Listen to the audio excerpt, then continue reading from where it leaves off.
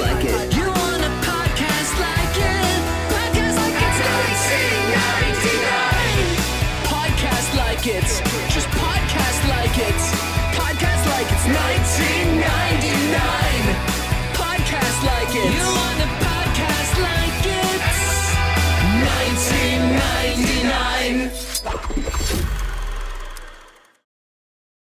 Welcome to Podcast Like It's 1999. I'm your host, Phil Iskov, and with me today is Jennifer Lauren DiBella, actress. She was on Grey's Anatomy. She was on 911. She was...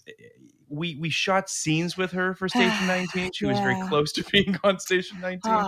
It was actually my episode, and I don't know what to tell you. Time is a flat circle or whatever we're saying now. Either way, didn't make it into that episode. She also auditioned for Zenon 3, the third season? Yeah. Yes. There is, not that anyone will ever see it outside of her family and I think myself, but I did see some footage and it is something to behold. She's also an acting consultant and coach. Listen, I can't say that she's the biggest Zenon girl of the 21st century fan, but she's certainly up there. Yeah. If Twitter is a metric of anything, she's not alone. There are lots of people that seem to grow up on this film. It will surprise no one to know that I didn't know this film existed. But I reached out to Jen. I said, "Hey, love to have you on the podcast." Zenon was what she chose. She's representing her Zenon, Zoom, Supernova, whatever the fan base of Zenon is. Thank you for being here, Jen. Thank you for having me. Thank you for having me. I'm so pumped. Major. I don't doubt your enthusiasm for this film at all. And I'll say this, as I mentioned to you before we got on mic, I tweeted about this a little bit last night. Mm-hmm. 10:30 at night on the West Coast, and more people engaged on this tweet than I would have expected. Yeah. There are a lot of people that are very, very passionate about Zenon. So, okay, let's rewind. It's 1999. Mm-hmm. You are how old? I am under 10. Okay. I am 8 years old. I am 8 years old. The under 10 was vague, but I appreciated it. Yeah. So did you, so just to give a little bit of context for the people that don't know what Zenon is, mm-hmm. The title is Zenon: Girl of the 21st Century. Yes. It was originally slated to air on the Disney Channel in December of 98. However, it ultimately premiered on January 23rd, 1999. Mm-hmm. It then got a Walt Disney Home Video release on VHS in September of 2000. Did you see this as it aired, or was this a video cassette? Oh, purchase? I saw this as it aired. So the Disney Channel original movies. Question your bona fides, by the way. No, I know there are people listening right now because I saw the tweets.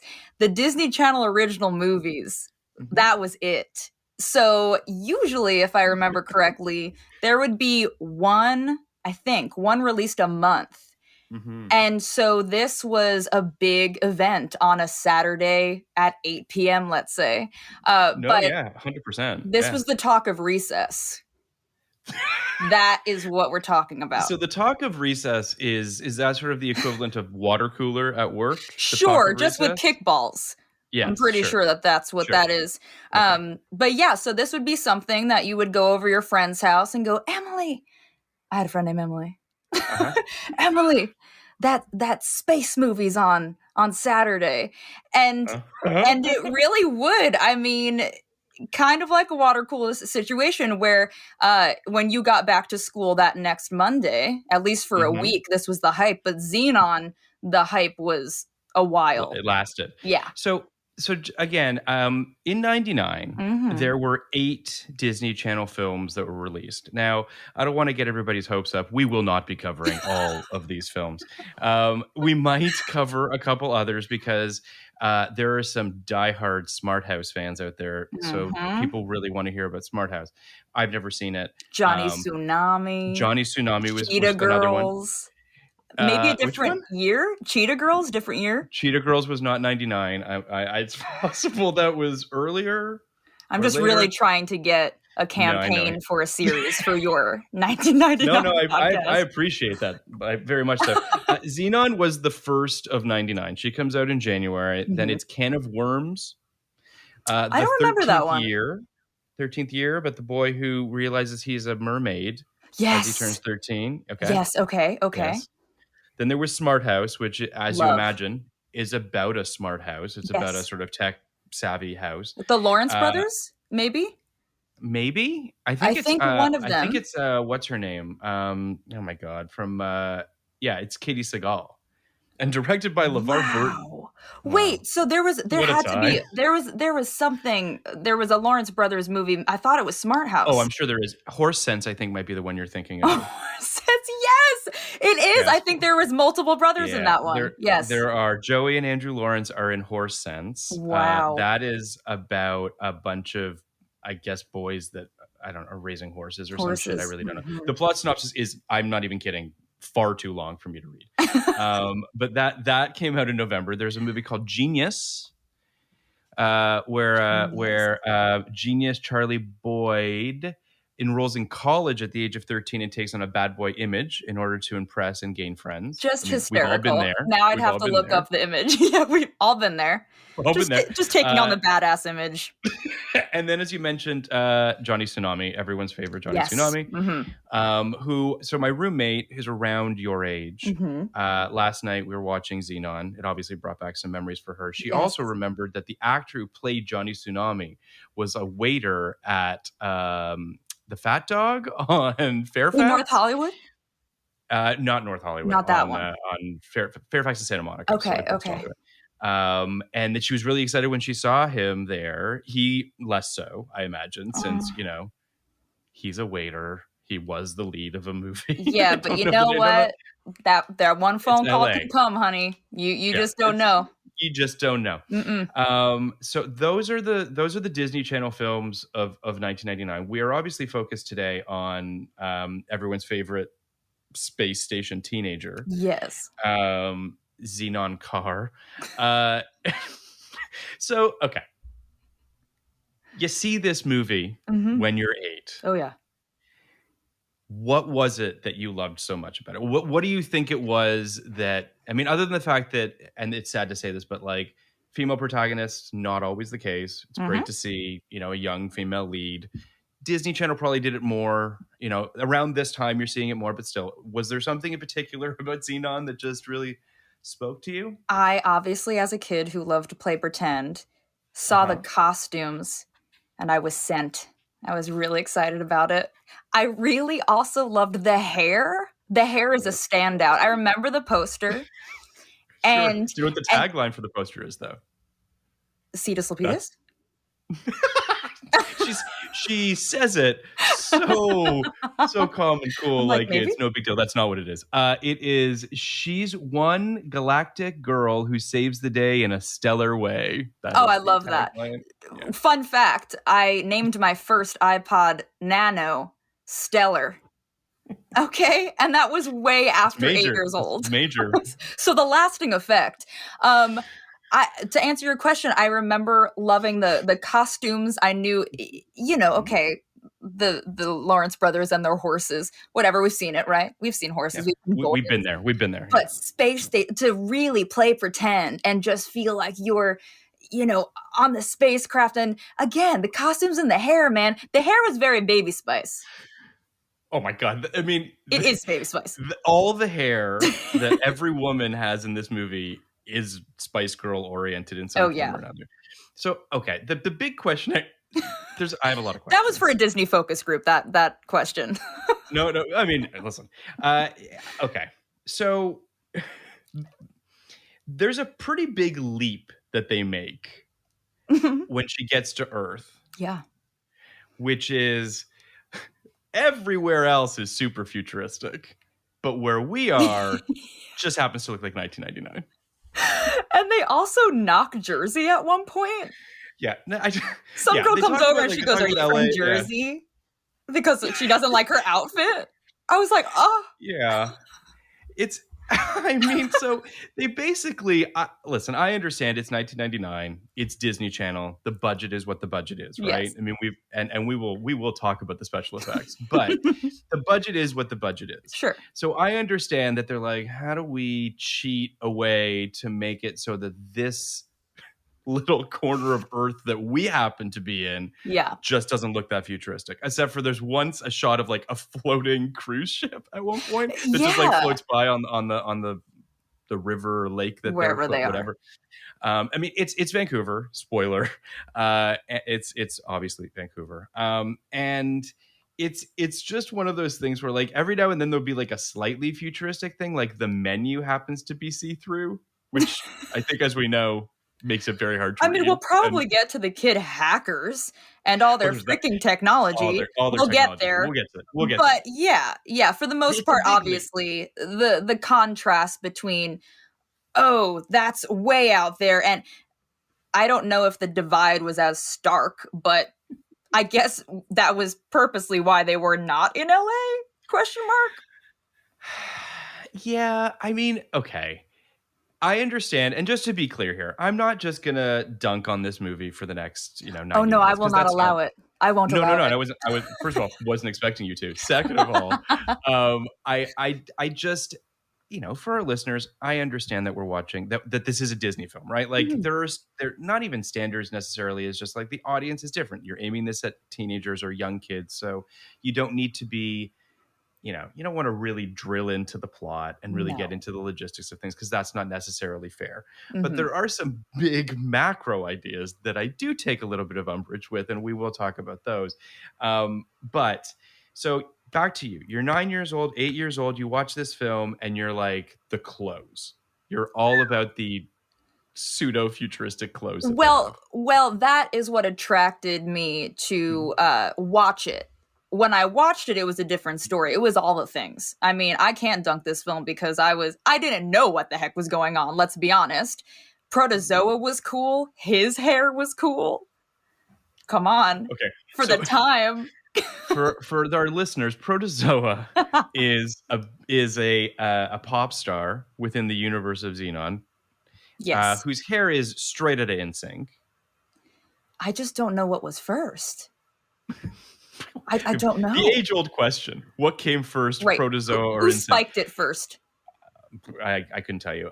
But my he is a sort of, I don't know, pop rap sort of star. I heard an interview with, I believe his name is also Philip Rise. I don't know if I'm saying that right. But they wanted this character to be like Sting, which to me is so funny. I don't know what the breakdown was, but they wanted him to be like Sting when he came in for producer sessions, apparently.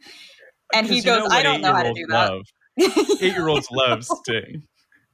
He goes, I don't have that, but I can do this. That's apparently how that went down. Oh my God. But yes, Protozoa was a huge part, and people know that song. I would encourage you to start this podcast with the song and really get people pumped. Oh, we will. I'm sure that I'm sure our producer Will is listening right now, and he's taking note of these. Zoom. Is it the name of the song? Supernova Girl. Supernova Girl. Mm-hmm. Right. It has to be from the movie, though.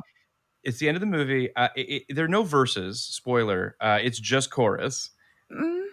It's just chorus. He just says zoom. It a little. You're my supernova girl. Yeah, but there's stargazing megaplex. There's that thing. I don't know how else it goes, but that's what it starts with. And then he interrupts to talk to the crowd, and then he does a bad dance. But we love it, especially the he does all of these things. And let me tell you guys, it's really entertaining. Yes. It's so okay.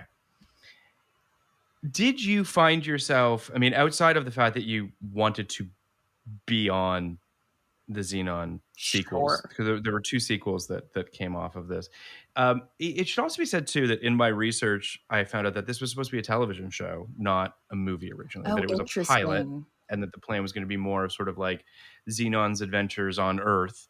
A little more of a sort of, because there's kind of this old school, almost like Bewitched I Dream of Jeannie kind of component to Zenon a little bit, like fish out of water, and she knows things that other people don't. I mean, this is where we really get into the conceptual issue I have with the fact that this space station seems like it's another fucking planet. Like it seems like it's like the space station is in the year 4000 and Earth is just chilling in 99. And there's no like, so why would there be slaying on a space station, for instance? You know, it's interesting because there was, I believe, another Disney Channel original movie. I will not remember. It also has something to do with, I think the girl was a mermaid. People will know what I'm talking about. Right. But anyway, or she was an alien that they found in the water. But when Zenon first comes back to Earth, I was reminded of that because everyone was, why is she wearing those clothes? Why is it this? And we see her slowly but surely get into normal clothes because Aunt Judy buys it for her. Aunt Judy is just a topic we'll have to get into. Well, we will go there too. Yeah, but it was very much, this is an alien to me. And if these kids are in this school, just a school, and this spacecraft does exist, you would imagine that one, they might be jazzed that this person is coming into their school. Yeah. That's so cool. You're in space, what it's like, well, whatever. No. But they seem to have no idea. Yeah. They have no idea. They have no idea. It's okay. I understand that the plan. If they had their druthers, if it was me, okay, for instance, why wouldn't you just make her literally from the future?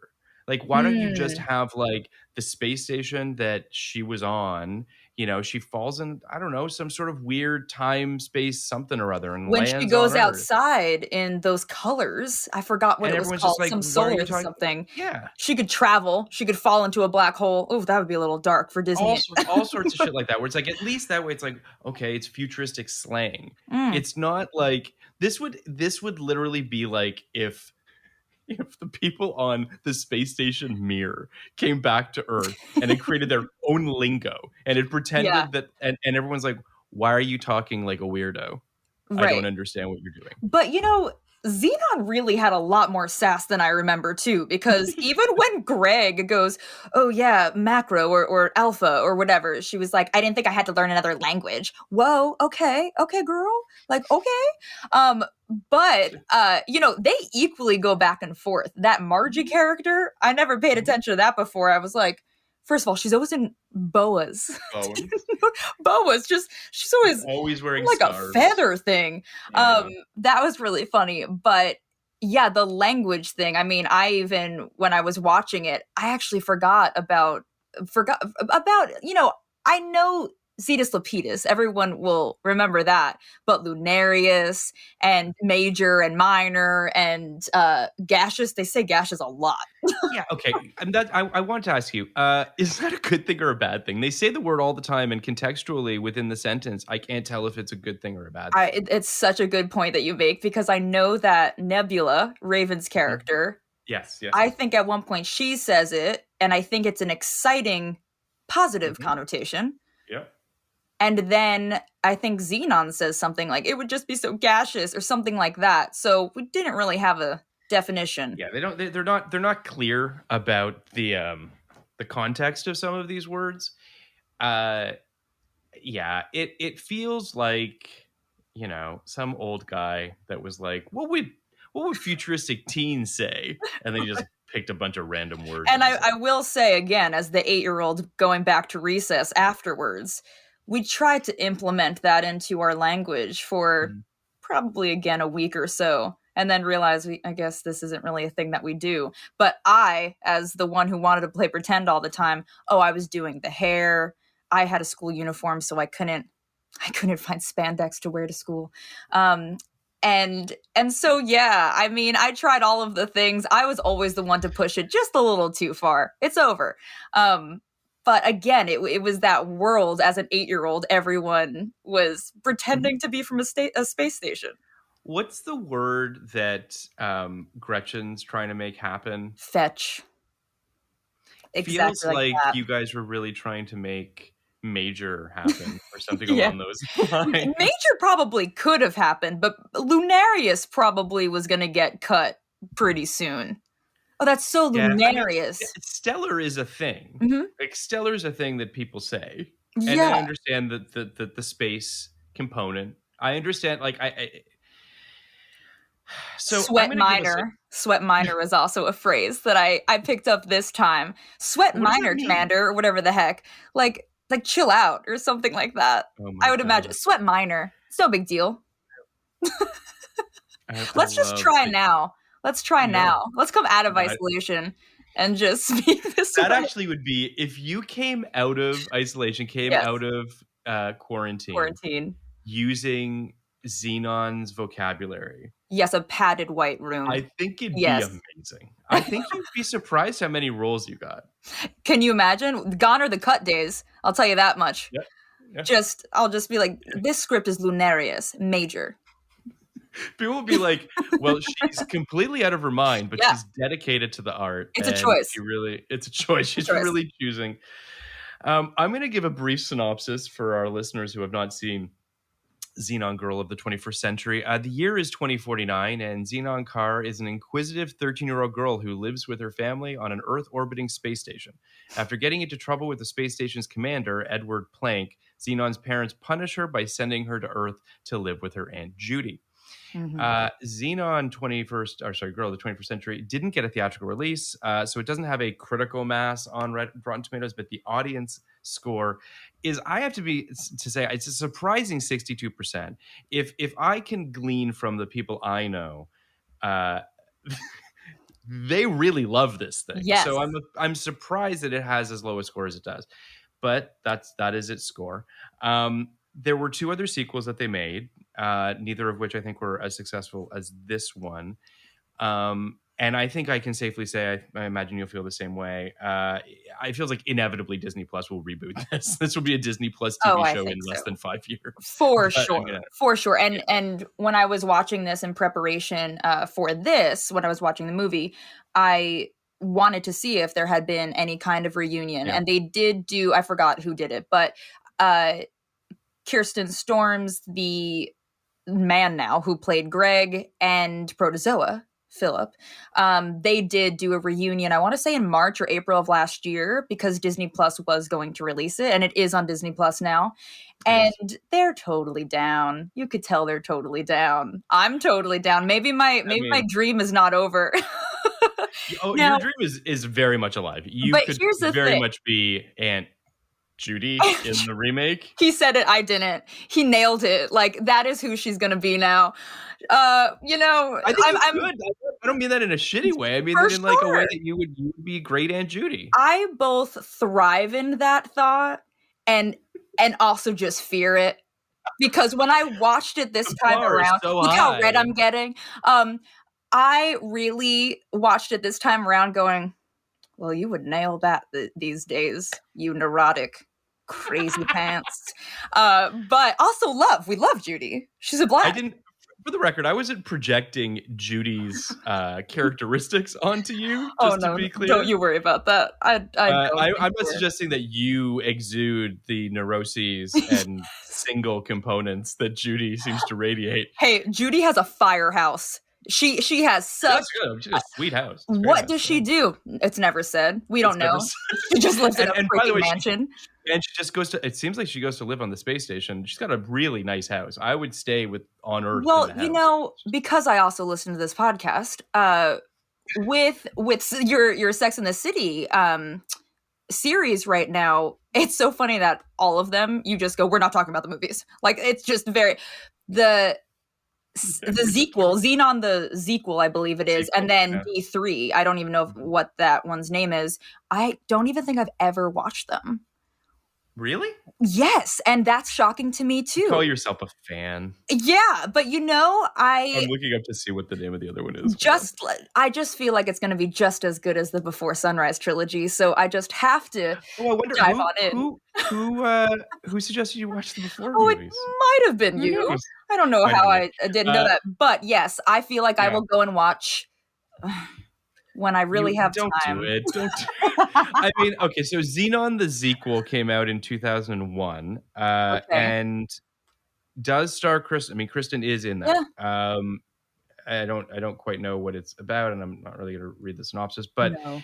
Zenon Z3 comes out in 2004. Also stars Kristen and Raven and the same writers, so it's the same crew brought back for Well, another. see, Raven, I was reading, didn't do the second one because she was caught up in production schedule of Dr. Dolittle 2, which is amazing. So she was just recast, but then she came back. Made the right choice. She made the right choice. Let's see now, D3, as we'll get into. I didn't watch because I was upset. We'll get into that. You didn't get the part. Yeah, I mean, and listen, that's totally fair. And I mean, I don't know what to say other than the fact that they should have given you the role. Just think of what could have happened. I mean, I know. Who knows? I'll say this. I think that this film makes some choices. And I think that those are, we've sort of talked about some of them, but the idea that the parents, as punishment, jettison their child into space is crazy. And no, you mean out of space. Out of space. Well, I mean, into space towards Earth. Like she still has to, I mean. Right. I mean, I understand that they're a little perturbed with Zenon because she sort of, I'm not quite sure what the logic is, but she puts on a spacesuit and goes out of the outside of the space station to look at Earth, like to look at some sort of a galaxy, star some situation. Kind of lights, some kind of solar flare. Look out the window? I think it was the window. No, because she's Zenon and she's brave and bold. That's why she's adventurous. So basically what happens is her and her friend, she's like, I'm going to go out in this spacesuit. So she gets in the spacesuit and she's like, yank, don't make sure that I don't, get lost out in the universe. Floating. Like, I mean, anyway, so her dad catches her and it's not even like he's angry. No. He's just kind of like, oh, Zenon, you crazy girl. What did you get up to? The whole thing is fucking bonkers. I was trying to think about the equivalent because, okay, she's 13 years old. Yeah. She's 13 years old. She's only lived in this space station her whole life, except she got there when she was 5. So the majority of her life, she only knows these 4 walls or whatever walls. And I was trying to think, one, is that the only way you can rebel on this space station as a teenager? And 2, what would be the equivalent at 13 for you and I of getting grounded to Earth? The mom doesn't even cry when she goes, okay, we'll try to get you back soon. Bye. I mean, talk about, so I go to LA from New York and my parents were like, no. Yeah. And so you really think about, is that boarding school? What would that be? The impression that I get is that they know that they've pissed off the commander so much that it's threatening their livelihood on this space station, or at least their experiments that they're doing or something along those lines. They're scientists. Still unclear. Yeah.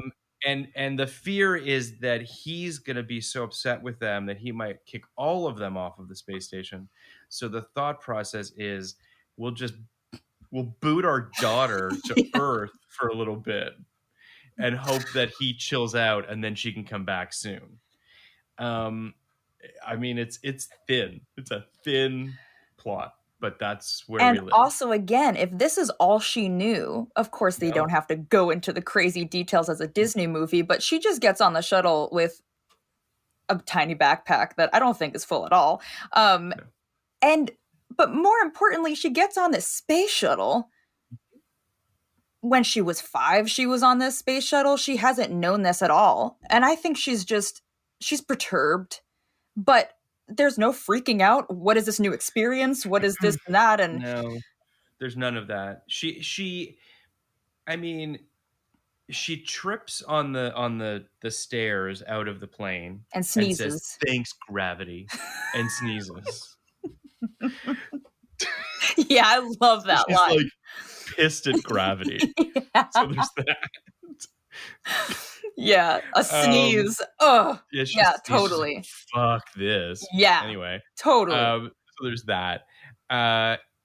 she doesn't. Yeah, you're absolutely right. She doesn't. There's really no pushback. She doesn't really have any problems with Earth so much. The kids are a little bratty, but like she gets over that pretty quickly. I want to talk about the space station for a bit before we get to Earth. The space station set design is like what it would be living inside a Fisher-Price kitchen or a Chuck E. Cheese. A Chuck E. Cheese. Or the Gravitron. Do you remember the Gravitron at these tiny little carnivals that would come around? Sure. That felt like it was the size of. Like, now when I watch it back, I go, this is a little dark. It's a little dark in here. There's no windows. Very tinny. It's tiny and tinny. And tinny, yes.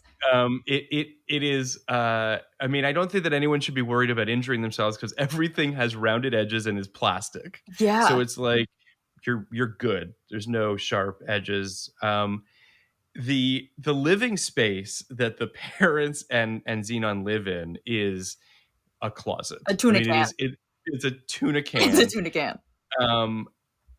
With just like plastic. I just could not get over the fact that everything, because I guess the thought process was it's 1999 or 1998 or whenever they shot this. And they're like, what do kids think the future is going to look like? Like, what's a kid-friendly future, right? And a kid-friendly future apparently kind of looks like Demolition Man.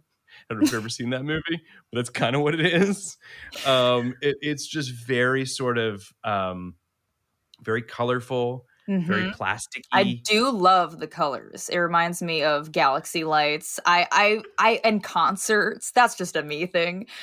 But when you think about, what concerts are you going to? Lunarius ones. I do think that it just came to me. Space Mountain, when you're online for that ride, it does also have that tinniness. But I've never been on Space Mountain.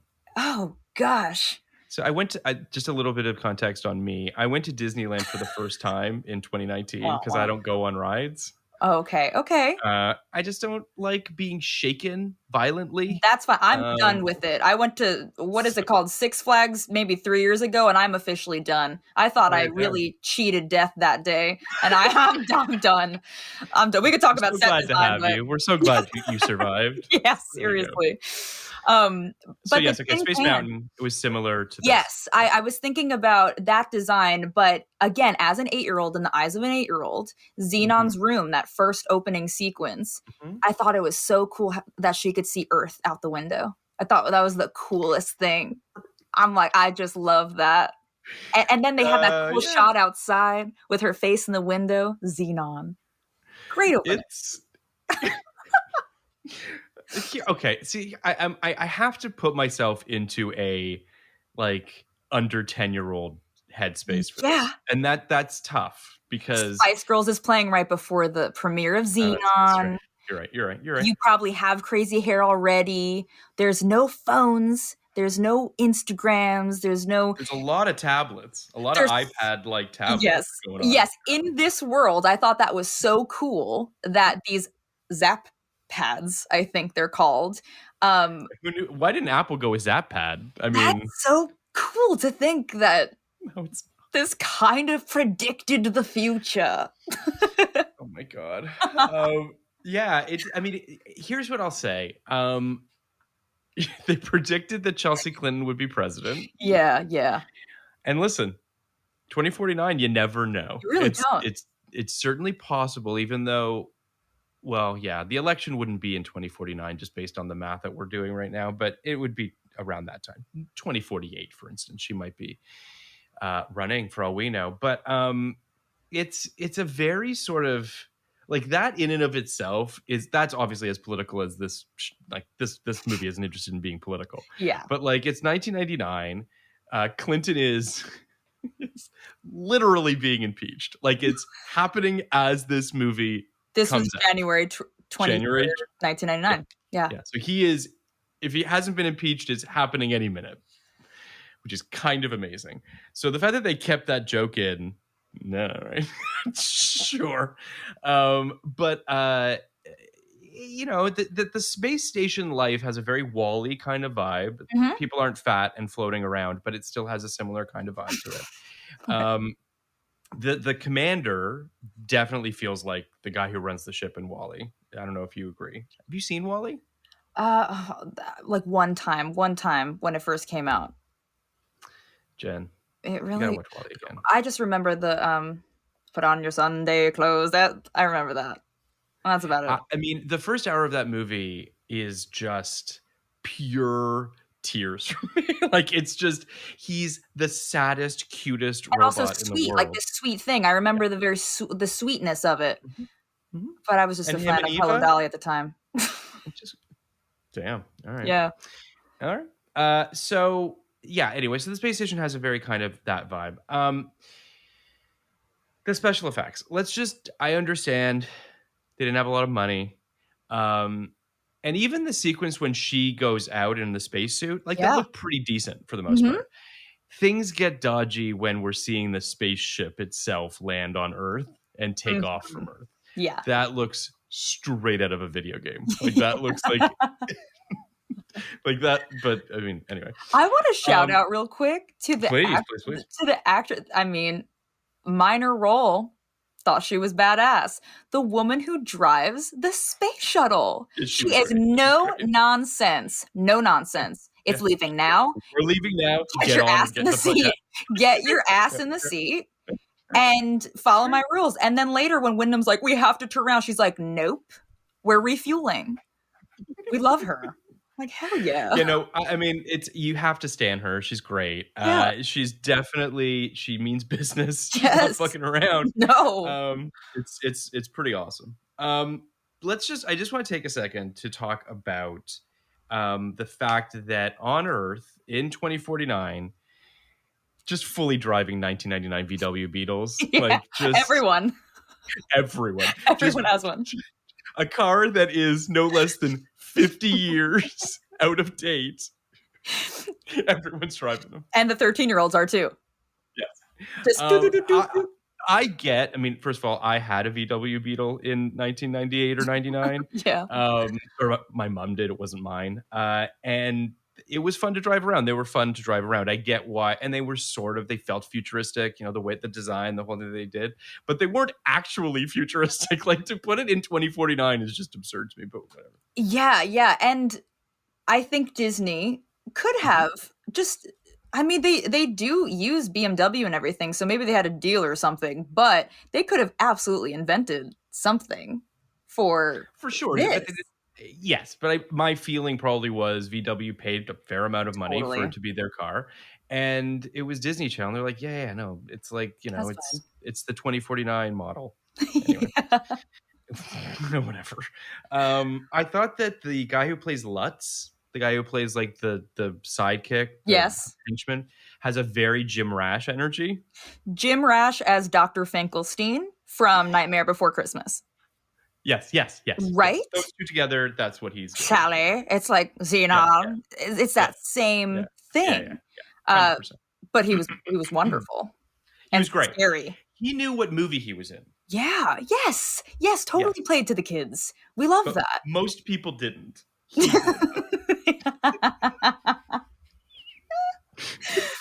Okay. Like, there's just their performances in it. I mean, first of all, Zenon gets it. Kirsten Storms gets it. We love Kirsten her Storms, up and down. She's great. She gets it. I think she's just more like gets that she's number one on the call sheet, less so than like any of the sort of. She's committed to the bit, and that's all that you need. The parents. I looked it up. They were recast too afterwards. But now that I'm older, now I think, okay, did they, maybe they didn't want to do it again. So I don't ever see that as, they were recast. Maybe they were, but maybe they were like, meh. I did love the dad so much, but he was not going to discipline her whatsoever. He was like, put mom in the stress helmet, put her in the chill chamber. The chill chamber. A chill chamber, and there was a stress helmet. The stress helmet looked that was insane to me. Watching it now. So, for context for our listeners, I really think the only way to describe it is sort of a helmet, a purple velour helmet, a purple velour helmet with a series of metal orbs on it that go around her forehead, gold orbs, and that was apparently her relaxation helmet or something like that, her anxiety helmet. And then she went to the chill chamber as well. Here's the other thing. Didn't think the mom was overreacting at all. Didn't think that she was I actually thought she was playing down. Like, I actually think that she should have been way more upset by what was going on. But oh yeah, and I would have been like, husband, get on board. The child is crazy pants. Yeah, no, whatever. Whoever your person is. But yes, the whole time now watching it back, when they said chill chamber, I was like, damn, I want a chill chamber. I fucking want a chill chamber right now so hard. I was like, oh my God, can you imagine if you could go into a chill chamber? It sounds glorious. So I'm going to slight sidebar here because it feels similar. I've been watching a lot of Shark Tank lately because it requires nothing of my brain. No mind. Yeah, it's great. And it's just people pitching. And as you know, pitching is what we do as writers and whatever. So I'm watching a lot of Shark Tank. Yesterday, there's a Shark Tank episode where this woman is pitching. She's a nurse for infants in like the NICU, what have you. And this pad that vibrates. Like when kids are crying, you lie them down on this vibrating pad, and it like instantly they just like instantly stop crying and go to sleep. Like it's a perfect thing. And I was just like, can I get one of those? Can I have an adult one of those? Can I have a thunder blanket right now? Whatever those. What is it? Is it a thunder blanket? There's a weighted blanket. A weight blanket that also does that, because anything. That sounds great. Just anything. I mean, I have a weighted blanket, and listen, weighted blankets are great. I'm not shitting on a weighted blanket, but like, you know, a little bit of vibration wouldn't hurt. Like a little bit of just like, give me something that can really mellow me out. Yes. That doesn't require a prescription. I mean, I have to sometimes meditate, and you and I have spoken about anxiety before. I have to sometimes just imagine, all right, I'm on a lavender pillow in a field so far away. I look up at the stars and I see Zenon. You know, whatever the hell I have to do. Can I just say that the tremble in your voice was so perfect? Because like I'll close my eyes and I just heard you. I can't even. Okay, continue. Sorry. But yes, the things we must do to chill the fuck out. If there's a chill chamber that I could walk in, 30 seconds in a chill chamber. Can you imagine? It's like working in a restaurant. You go into the walk-in freezer, and then you come out. Maybe you're chilled. A chill chamber seems like something that should be pitched on Shark Tank. And by 2049, 49 would exist. Yeah. Yes, please. Yeah. Let's get on that. I mean, how? Yeah, We have. I think we need to put more effort into anti-anxiety situations, especially since for whatever reason North America has decided that we want to work everyone to the bone. There's that. But she goes to the chill chamber. Zenon and her dad have a moment where the dad's like, that was fucking awesome, how cool was it? And she was like, yeah, Dad. Anyway, so that happens. He obviously, you know, good cop, bad cop, that's sort of that dynamic. But she fucks up enough that she's sent to Earth. I want to kind of scan through some of my notes here. So she gets to Earth. Aunt Judy picks her up at the airport, at the spaceport, the Plaza of Nations. I looked it up. I was like, where do they go? And it actually is the Plaza of Nations. So she picks her up at the Plaza of Nations. But before that, sorry, my apologies. She's kicked to Earth. She sees Aunt Judy, and they're cross-cutting between the Wyndham giving a speech to the inhabitants of the space station about how he's reinvesting in the space station. And meanwhile, Zenon is meeting Aunt Judy. The cafeteria space on the space station, straight out of a Chuck E. Cheese. Like that it was just everything's like it's insane. The trays, so the everything. The trays, the seats, everything. Yes. So she gets there. Aunt Judy and her sit down at some sort of patio side restaurant. Yes. And immediately Zenon asks the obvious question, what the fuck is this? This is not what I thought Earth looked like.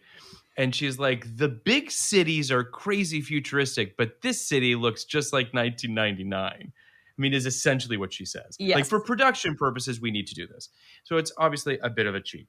We have the menu that's see-through, which is just hard to read. Like, that's not futuristic. That's just bad graphic design. Bad marketing.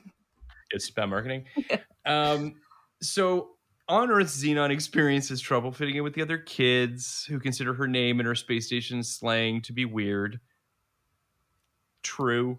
I mean, you still arrived to school looking like an alien. Judy, you could have stepped in and tried to get clothes the first hour of arrival. You could have stepped in. But at that outdoor dining venue, that was that kid Margie was just, but now this was interesting on her to me. Ass like she that. Super me. As a little actress, that was she killed it. But that is something that I noticed in this movie compared to nowadays, that notion of bullying was in a lot of these movies. And I think now there used to be a type. Are you mean girl? Do you play mean girl? And now I don't really think it's that anymore, because one, it's really not tolerated. Someone would finally step in and go, hey, got the shit, hopefully. But Zenon at least held her own. But they were mean. Yeah, they were mean. And I mean, so we're now at the pool class scene. Yes. Which is fucked up. So basically,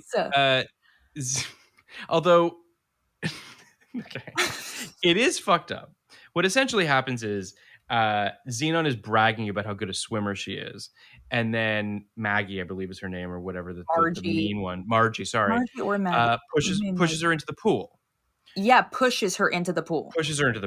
Now, two things occur to me. The first is that the underwater sequence that we get is a little bit over the top. It goes on for a good minute and a half. A good while. Like, what are we doing here? Like, I get it. It's Jeopardy. She's in Jeopardy. But anyway. But also, there was a weightlessness to it. Watching it back, I didn't know if Zenon felt in trouble. I know this is so nitpicky, but I really didn't feel the panic. I just thought she was kind of floating like she was in space that one time. And then Greg comes in to get her.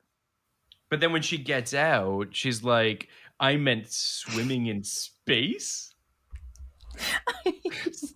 Yeah, and it was very, very upset about it. If I saw Margie after a homegirl just pushed me in the pool, come here, Margie.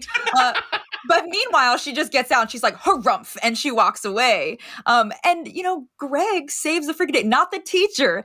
Let's just talk about how the teacher did not jump in to get Zenon. But Greg comes in, but obviously we know that that's a plot point, because now Greg cares and everything. And Margie's just like, whatever. She's in the background at the end of the scene, like, whatever. That's all it was. At some point, we have to talk, and we'll talk about it when we get there at the end. But the look on Greg's face, the last moment with Greg, on the pad? On the pad? Yeah. Yes. It's really sad, but we'll get there. So funny. Okay, great. So she pushes it, but I guess I want to rewind for a second and just say, what is Zenon thinking? Is she thinking that it's the same? Like, there's a real logic bump here for me anyway. Like, to your point, when she's in the water, she doesn't seem all that threatened. It seems like she's just kind of swimming like she would swim in space, whatever the fuck that means. So there's that.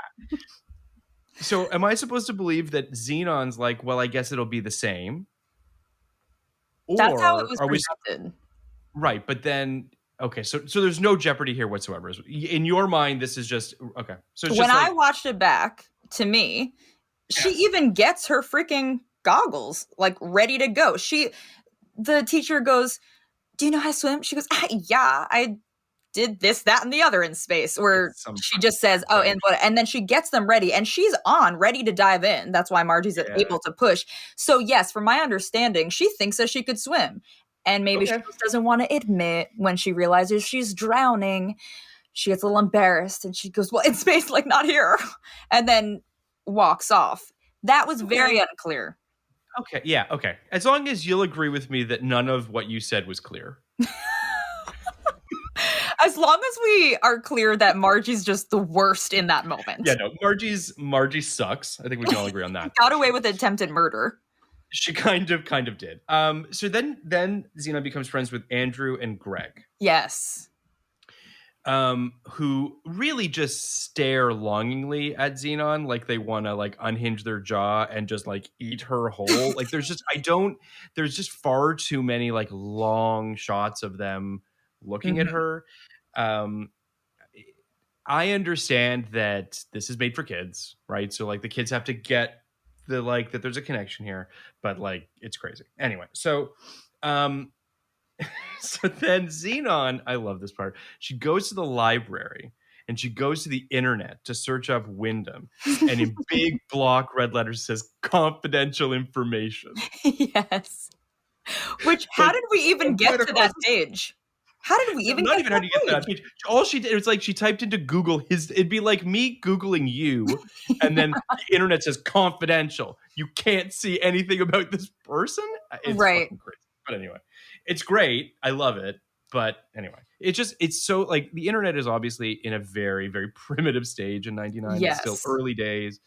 I get that, but it's still insane. I was also, even as you're talking about the library, I just had a flashback. I just remember being so concerned if she was going to be able to dance with protozoa. So I didn't understand all this file stuff. I didn't care about Wyndham. And I just wanted... You weren't into like insurance fraud as a child? That wasn't a thing you were into? I didn't even care about Greg. You know, Greg, you're a sweet, sweet boy. I was totally into protozoa. We wanted to see, again, the concert. But yeah, I was just anxious the whole time. I'm like, okay, whatever about the files. Are you going to be able to dance with the famous person? I was very invested in that. And also, Judy... Well, I guess we'll get into all this, but if my ass was grounded and I was sent to a relative's to be supervised, I'm not going on a horse with a boy. Anyway, let's get into it. So, well, okay. So Greg takes her to see some fucking horses. To his stable. She is, I mean, I guess understandably spooked by the horse. The only thing she's ever scared about is this horse. Yeah. I don't really know why. I also find it hard to believe that she's never like heard of horses. Like it seems as though a horse is a completely foreign object to her. Yeah. So, but anyway, so he takes his horse. By the way, like the most boring, mild-mannered horse you've ever seen. Like this horse seemed like it had been drugged, to be perfectly frank. It was just like with kids. Yes. Yeah. Yes. So then they like brush the horse or whatever, and then they ride the horse together, if I'm not mistaken, right? Am I crazy? In a montage moment, yes. Yes, okay. I mean, listen, Judy, not parent of the year. No. But I do like how chill she is. Oh, yeah. She's got a very kind of crunchy granola, hippy dippy sort of vibe to her. Yes. Lots of plants in her house. Lots of plants in bedrooms. Lots of house. Lots of house for one person. What do you have thoughts on plants in bedrooms? I don't know how I feel about plants in bedrooms. In terms of what, bugs? Well, bugs, sure. Yes, bugs. But also just like, I don't know. I just feel like nature and my bedroom, unless I'm camping, in which case like I have no choice but to be at one with the woods. I just don't want plants in my bedroom, but maybe I'm wrong. Maybe that's the future. I kill every plant. I have tried to, and my friends know this and they've tried to help me. I do have fake greenery around, which people are going to say, ew, it's so tacky.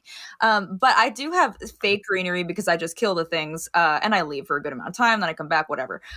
But I'm very interested in why you're concerned about Judy's plants. Well, I'm not concerned about them. I'm sure Judy's taking great care of them. That's not. It's more about. And I'm sure that this is like. I'm sure that the production designer can give me a whole like logic behind this that they wanted to sort. We should.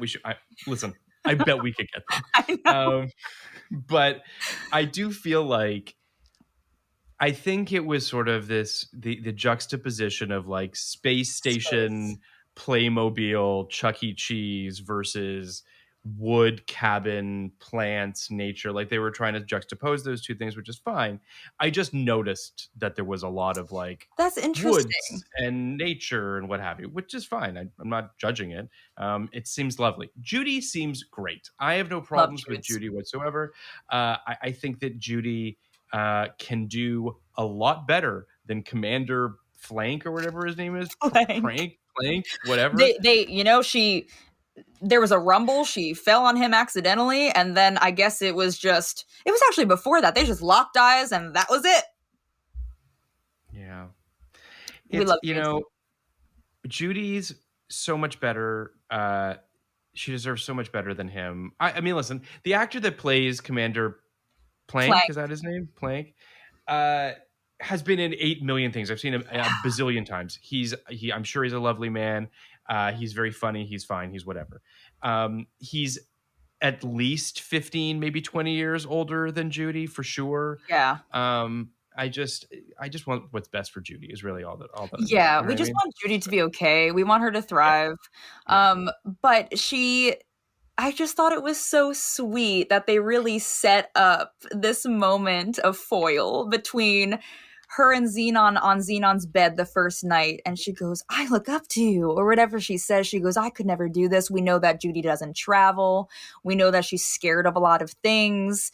I'm assuming she's just nervous in general. Maybe that's why she doesn't have a partner. Not sure. But it was very much Zenon goes after everything. And this I feel like admirable. You really understand Judy. Like I feel like you understand Judy on a level that most don't. As I'm watching in the last day, I go, oh gosh. Well, dudes, I get it. But all Judy has, she's funny. Judy's funny. Judy's great. Judy is probably the MVP of this movie, if we're being completely honest. Yes. She's great. And like you said, she is a good foil to what Zenon's going through. But so essentially, Zenon starts to uncover this plot mastermind by the station bigwig, Parker Wyndham. Mm-hmm. He wants to use a computer virus to crash the space station and collect the insurance money. While the biggest pop rock star is up there and says something, this was a great cover up. Send this person so it really looks like we did. I said, okay, so you're just terrorists, dare I say it, just willingly gonna...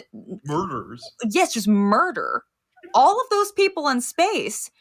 Mm-hmm. Now, this is definitely something now that I've watched it going, whoa! What the heck was going on? I remember the little boy Andrew sitting at his computer. I remember this scene with the little graphic of the egg, which is the virus, right? And some little wormy thing comes out of the egg and starts eating. Now, I crashed so many computers in the 90s, just playing computer games on whatever computer we had. So that still causes me anxiety. Can I just pause you for a quick second here? Sure. You kill all the plants. Yeah. Yeah. Destroy all the computers. You need a chill chamber. I'm a little worried about your maternal instincts. I gotta be honest. Good God. You and I both. That's a different podcast. But yes, I remember this virus starting to happen. I remember that scene. And then not just the computer crashing, it starts sparking. It's sparking. Yeah. Sparks. Which also made me question, now that I was watching it back, paying attention to that. Now we're in like the school library the next day and we start seeing this image. I was ready for the school computer to go on fire. And so that one didn't. That was confusing. Yeah. But this whole virus thing, that this virus could slowly eat away the entire space station. Yeah. Yeah, it's fucked up. Like it's so really messed it's up. like what Wyndham is trying to do is murder, straight up murder of hundreds, perhaps thousands of people, Jeez. including celebrities. Not that they're of a higher Not level, that they're but on fire. I'm just saying that, like, there's that. And pretty chill about it. Him and Lutz are not particularly maniacal. They don't feel like mustache twirly. They're very kind of like clear cut about it, and it's just sort of like, this is what we have to do. Yeah. It's kind of terrifying in a different way. But we learn all of this, and then Andrew and Greg join with Judy to figure out a way to get her back on the spaceship, which involves her meeting Protozoa and his pop rock band Microbe. Yes. And him, like, there's, again, I know it's a kids movie, but there's a lot of coincidence that has to happen. He needs to see her ticket. He needs to see the thing that she had on her. Get right on the space station. Forget about your and parents. Then he's like, come on. Let's just go. But also, because I was really paying attention to this Margie chick, who I just thought was outstandingly mean this time around, I go, why is she here besides for stay away from Greg? Then all of a sudden she drops, well, my dad works for, and so now we know, okay, so she was the girl who was behind this event for Protozoa, gets Zenon at least in the door. And yeah, Protozoa just, go on, girl, get on the spaceship. Here's another question I have about Protozoa. There is a sort of ambiguity to his voice, to his culture, to everything. Oh yeah. Not knocking it, but it did make me go, like, he seems like an alien or something. Like, he seems like from some like, which I guess is kind of the point. And perhaps that's part of his like image or his persona or his whatever that he's created. It should also be said that he spells his name Proto space Zoa. So there isn't any mistaking. He's not actually using the word protozoa as one word. But so he's all about Zenon, helps her get on the thing, helps her get on the space station. And so then Andrew creates a computer antivirus. The 13-year-old. The 13-year-old. And then, so then she gets there and she needs to like insert the antivirus into the space station. Judy comes with. Judy faces her fears, gets on this spaceship. She's very nervous about all of this, but she does it, which is great. Even if, like, I don't know what Judy's end game is. Like, it's a little bit like, I got to go with Zenon because I also just have to prove to my sister that I was watching her daughter, perhaps. Yeah. But she does, I think she does mistakenly get stuck on the shuttle going after Zenon. But when they arrive, the space station has 15 minutes left. So also just TikTok, motherfuckers. Like, they are really close to all dying. So Microbe just arrives and they're like, you're dying in 15 minutes. Crazy.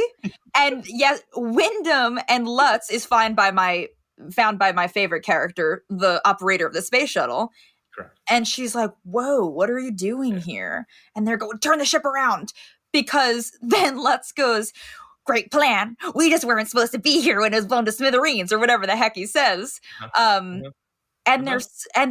Commander Plank is still Zenon doesn't know what she's talking about. Lock her in my office with Jude's, and yet somehow Zenon gets to the little disky thing within 30 seconds of it about to explode. Correct. It is right down to the wire. Yes.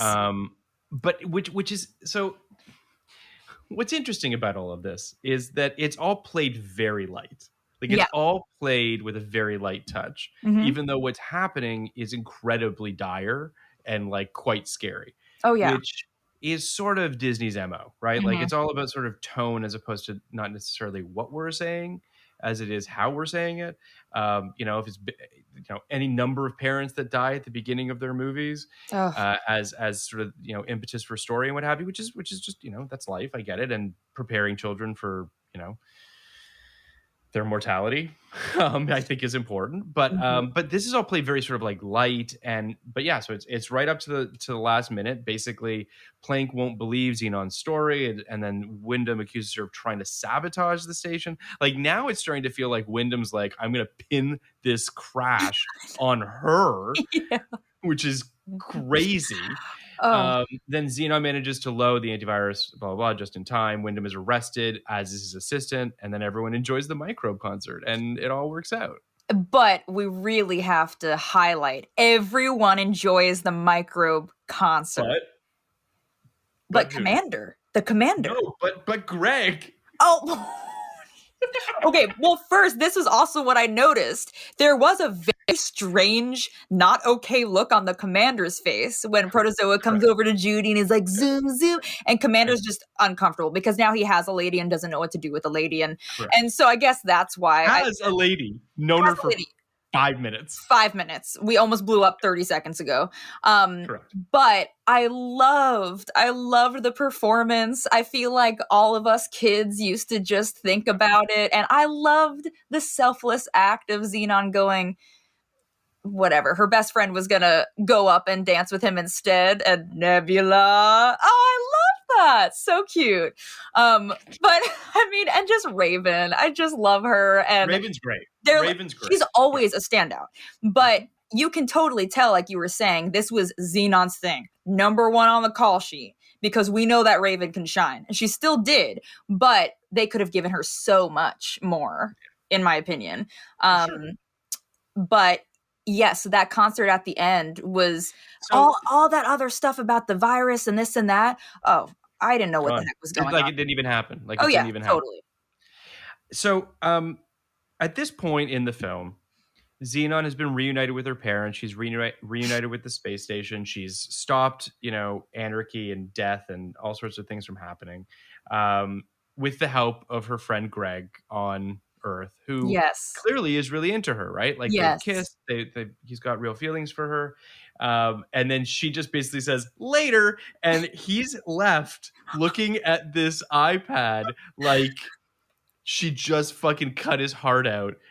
And like, what the heck was that? So sad. And that's the last we see of him. The last we hear of him is this crestfallen, crushed 12-year-old boy as his girl flies off into space. Because he even said, I think hours before, the day before, if you leave, I'm really gonna miss you. And she's well, like, I have cool. to leave because everyone's about. Yeah, she goes, well, everyone's about to die, so I gotta go. That's not what she says, but essentially, what's she gonna do? She blows him a kiss on this iPad. Basically, he just kind of goes. He just waves. There's a little wave, a tiny, tiny wave with the puppy the most pathetic eyes. image in the movie. It's the most pathetic image in the film. He doesn't like grab the kiss. He doesn't like kiss her back. He just pathetically waves.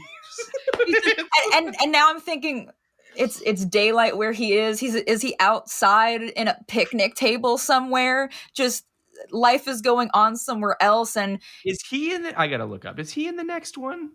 From the posters that I looked at, I don't think so. He went on to do Everwood. I think he was the actor. Yeah, he's directed. He's now a TV director. He's I think Greg just kind of bounced. Wait, this was a cool fact that I looked up about this. Oh yeah. Greg is from Vancouver. I think that's what he said. Oh yes, he is because from Toronto, I think, or Vancouver or something like that. He said that he auditioned for this and he knew that it was going to film at his school during summer break. So not only did he get the role, but when we see Zenon and the kids in class, it's his friends. It's his actual schoolmates. That's cute. I like which that. I thought, yes, I think I speak for everyone at that age. Mm-hmm. You just wanted to be the person who drew the Mickey Mouse ears, do, only on Disney Channel, whatever the heck it was. I think we all wanted to be in Lizzie McGuire, That's So Raven, whatever the heck the show at the time was. So then you get to do it. It's at your school and it's with your friend. That must have been crazy when they were younger. He said he was like 13. Yeah. Absolutely. So cool. He also, I have to shout this out as a fellow Canadian. Yes. He received the most Canadian sounding award that's ever been. he got the Golden Maple Award for Newcomer of the Year in a TV series broadcast in the US in 2016. I didn't know that the Golden Maple Award existed, but it obviously does, and it obviously is in Canada, and I can only assume that it's filled with maple syrup or something along those lines. I mean, because that's the only logical explanation. Amazing. But he was great in this. I'm thrilled he went on to have a great career. I mean, listen, this movie was... I understand why this movie is nostalgic to a generation, perhaps one younger than mine. I don't like to acknowledge it, but there are people that are younger than me. And I get it. I mean, listen, I can't really put myself into the headspace of what it must have been like to have something like this. I'm sure that, you know, the equivalent I had, you know, was Honey, I Shrunk the Kids and like things that sort of late 80s comedies. But yeah, I mean, it's a very sweet, fun, silly movie. But it's hard for me to rate this movie, if I'm being completely frank, because like, you know, it's before we did this podcast, I was at like a 60. Like, I know that's harsh, but I'm just like, I don't, and you know, we've talked about it, and I certainly feel like your feelings about it have rubbed off on me to a certain degree or another. So I'm going to bump it up to like a 70, but that's like fair. That's kind of where I land on it, but I'm very curious to hear where you land on this one. Well, I am just thrilled to pieces that you had to watch this for the first time. Yeah. Way after you would have found this interesting. As the 8-year-old me, 100,000%, you briefly, I mean, forget it. It was everything. We briefly mentioned I did audition for the third movie for her cousin Dasha. The skinnier, prettier, blonder girl got it. Duh. I mean, skinnier, really?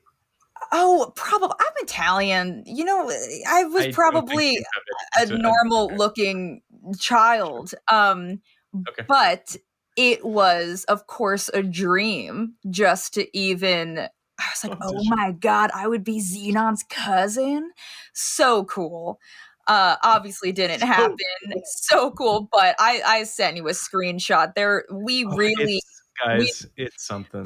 We found a makeshift spacesuit. We really went there. Talk about first self-tape ever. It was a joy, you know, and just to live that for 2 seconds. But anyway, nowadays when I watch this back, I would say 80% is where I'm at. 80% because of all the good memories. That I understand. I mean, this is... So Kenny and I have been doing recently a Patreon for 1989 movies, which obviously we hope that our listeners are subscribing to. But there are movies that are so burned into my DNA because I watched them at a time when A, I was really impressionable, or B, I had watched them so many times. Yeah. I mean, I know every word of dialogue from When Harry Met Sally. Like, that movie is burned into me. So I can't really be objective about that movie. Like, that movie is just like, that movie is perfect. But so I understand this movie. It's obviously this movie isn't When Harry Met Sally, but I understand you saw this movie at a time when it, like, you know, imprinted. But just to piggyback off that, when I was watching it, it was crazy that there were little clips that obviously they would take out of the movie to say, watch this Sunday, because they were going to re-air Zenon. I remembered which clips they took, and I also remembered how she was going to say things, and I remembered the lines that were about to come. And I thought that was crazy because as much as you won't believe it, I have not been watching this movie for the past 19 years. But it's crazy to me that I remembered the inflection. I remembered when she got pulled away, she said this thing. It's remarkable how that comes back. I will say something too, and I don't mean to use this as an excuse, but I'm going to. Growing up in Canada, Disney Channel stuff, Nickelodeon, that stuff, like, it just didn't travel up there in the same way. It's not to say that we didn't get it. We got it eventually, but a lot of that stuff really didn't populate and really didn't start until, the 90s, right? And by that point, I've aged out of that demo, right? Totally. So like it doesn't make sense for me to be watching that stuff. So I didn't really have these Disney Channel movies that I'm assuming, because just based on you and friends that I have around your age, that were so prevalent, right? Like they were on all the time, or you had the video cassette and you watched it constantly, whatever it was.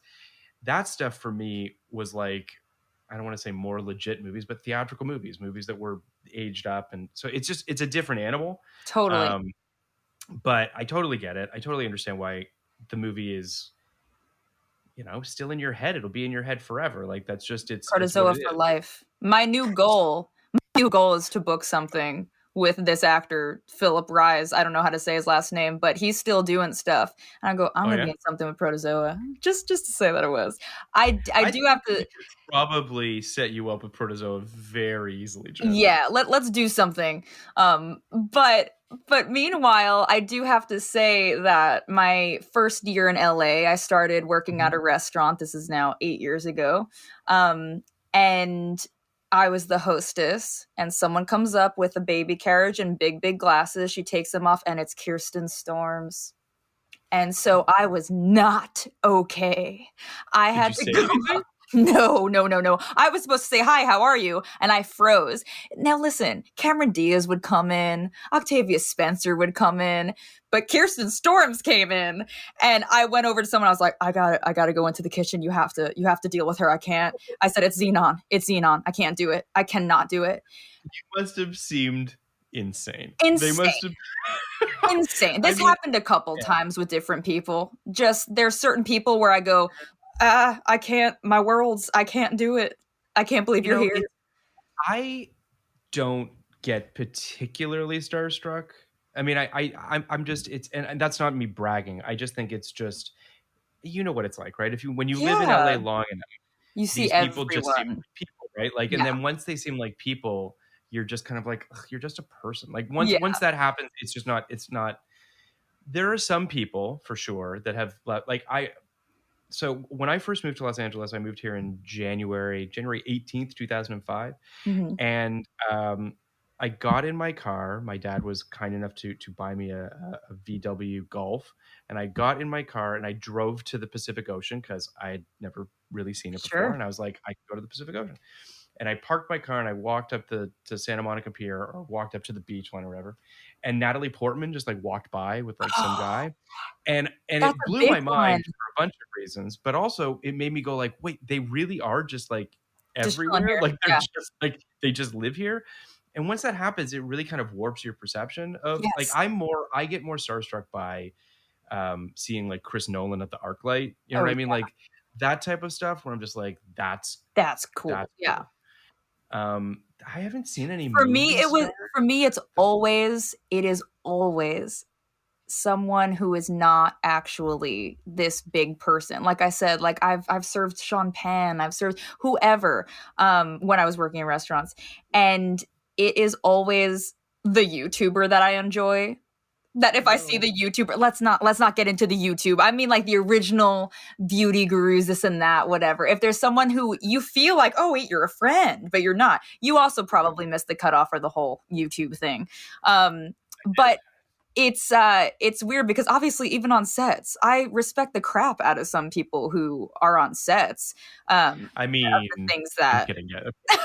So then you have to do your job. That's what it is. But when Zenon just walks by after being such a hero for you, that's when you are allowed to lose it. I'm trying to think of like who it would be that I would really lose it over. I will say this. You brought up something that I think is also part of it as well, which is the delineation or the sort of the difference between a television actor and a movie actor is very different too.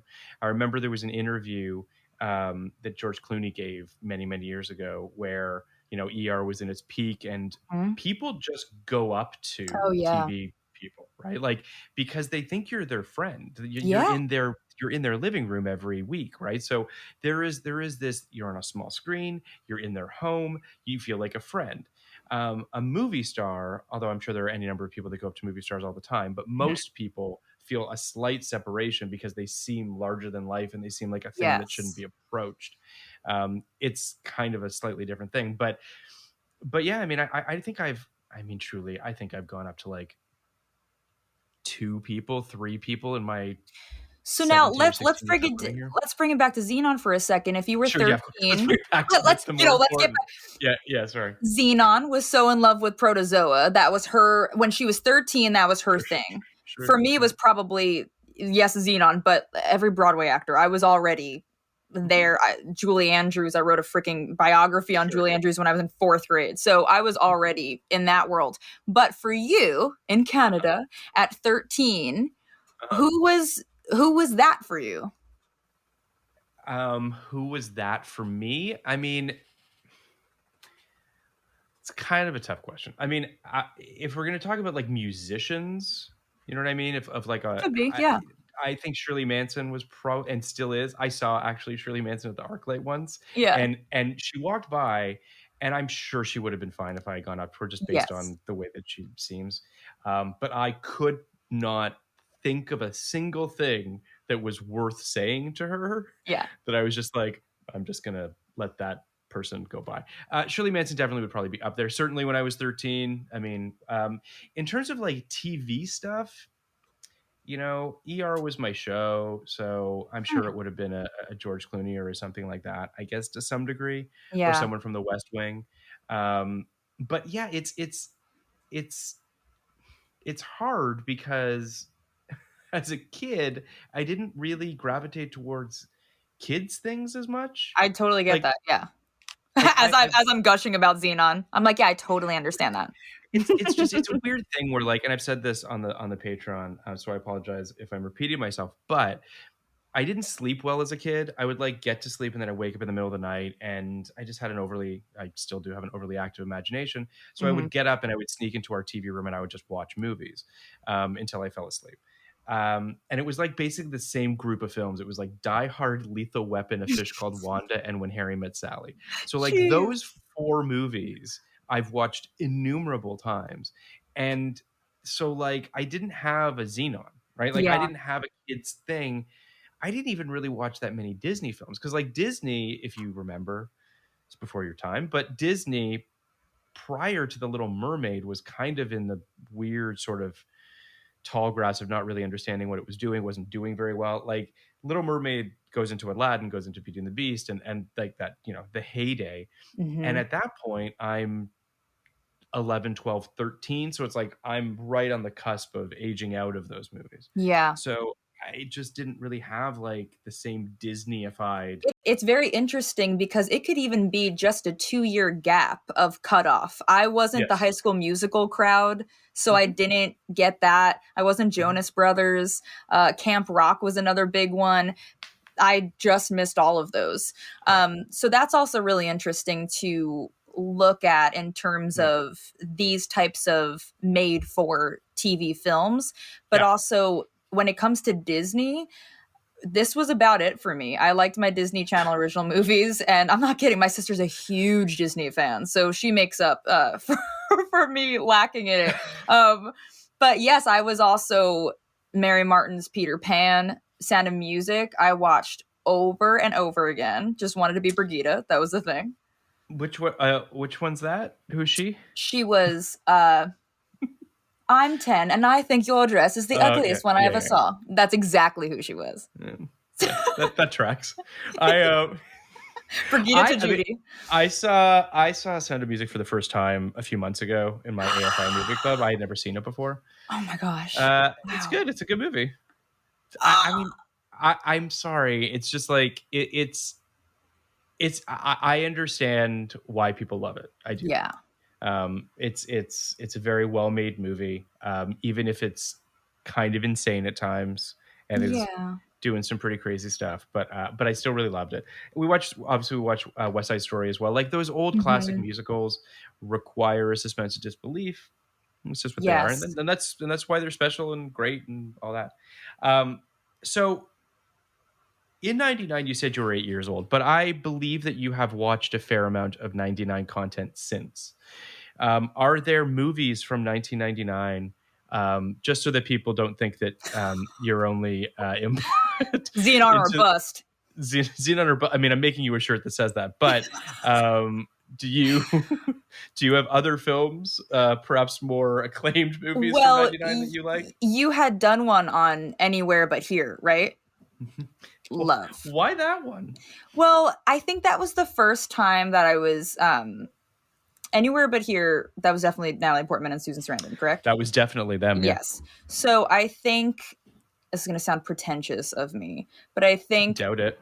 as an actress, when I was getting older, I no longer was looking at the Zenons. I was looking towards people like Natalie, and then also Susan Sarandon, and then Thelma Louise, and Sure. all of that. So yes, we definitely did not just stop at Zenon in 99.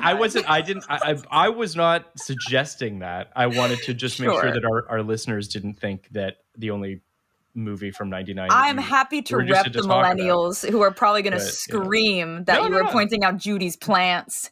I am here to represent the fans of Protozoa, and something light and fun. That's what we need. Just to be abundantly clear, I am thrilled that you came on to talk about Zenon. Me too. Truthfully, it's a movie that I didn't really know existed, and a lot of these Disney Channel films are obviously very important to a certain generation in 99, and we want to make sure that we're covering all our bases on this podcast. So I very much appreciate you coming on, but I also wanted to hear your thoughts about perhaps slightly more higher minded. Yes, and I appreciate that. And what you had also said when you invited me on, of course, you all have done so many podcasts already on so much of it. And that Freaks and Geeks was something that I was really excited to talk about because there's so much, but you had done the miniseries as well. I mean, all that. I could see you having been on Freaks and Geeks as well. And again, obviously I missed it because I was definitely younger. But I look at those folks too and feel seen on that. And I think that's why that really worked. Yeah, I mean, Freaks and Geeks, as we said on our miniseries, still holds up unbelievably well. It's as you know, in television, sometimes it's better to burn out than fade away. And sometimes it's better for a show to have had 16 or 18 episodes and then disappear. I mean, I'm not suggesting that I wouldn't have wanted 2, 3, 10 more seasons of Freaks and Geeks, but what we got was so kind of perfect in its own way.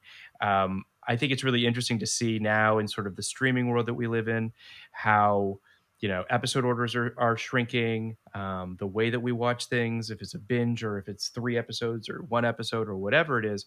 I think that it's interesting to see North America starting to come around to sort of European sensibilities when it comes to, we'll give you 6 episodes or we'll give you 10 episodes and then we might go away for 2 years or, might go away for however. Like there's more than enough content now to obviously to pacify people and to placate people. But it's just interesting. A show like that on a broadcast network, it's sort of insane that it existed at all. When you watch it now, you're just like, I can't believe they got away with what they got away with. Right. It's pretty staggering stuff. And listen, we have lots more stuff to cover, and it goes without saying that we'd love to have you back to talk about other television shows from 99 that you might have been watching. I would love that, and this was so fun, and I would totally come back and not just represent the DCOM, the Disney Channel original movie, as they're called. I have a friend who on Twitter, I'll read you what she sent me a message today that said, my personal Zoom room password is Supernova because of that Zenon song, and no one has ever gotten it. And I said, wow, you're a diehard fan. It's amazing how many people have messaged me about how much they love this. She says, it was either that or Polo Pan because of their song, but that's not as generic and as fun an Easter egg, blah, blah.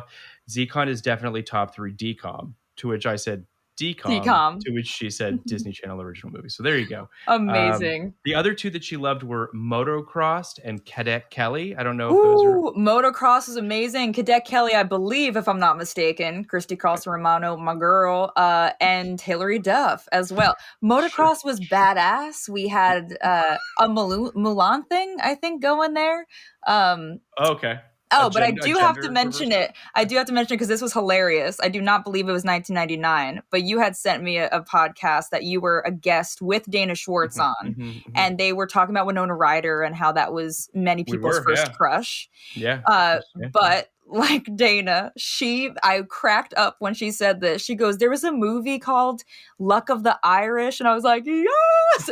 Now that boy in that at the time... Again, it was the trend of now we had like the little gelled flip. I don't know if you remember the little gel flips with the bleach. I want to say his name is Ryan because I was so in love with him.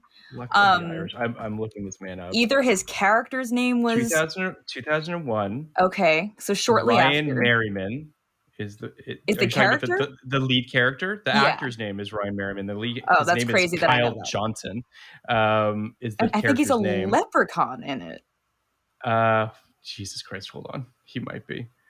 15-year-old basketball player Kyle Johnson is depending on a gold charm for luck. He needs to get back to break a spell controlled by an evil leprechaun who stole the coin. And he's a basketball player. The